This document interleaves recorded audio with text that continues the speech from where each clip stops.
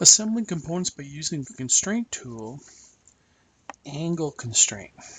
So the angle constraint is when we want to specify the angular position of selected planar faces or edges.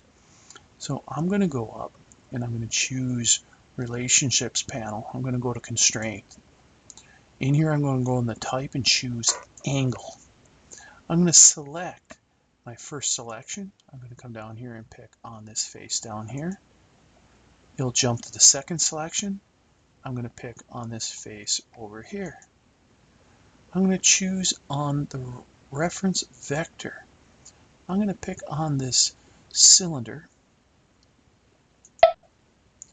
and then I'm going to come in here and type in 90 degrees, and notice how it spins it.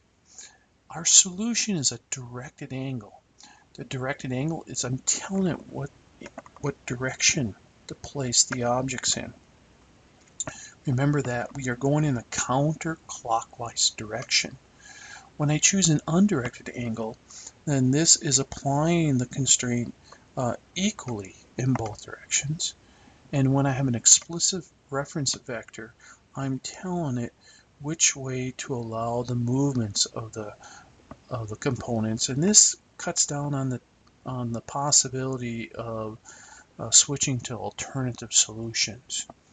So all I have to do now is hit apply, and I have placed a angle constraint, and I told it that these two surfaces have to be at 90 degrees to each other. So I placed a angle constraint in the constraint tool.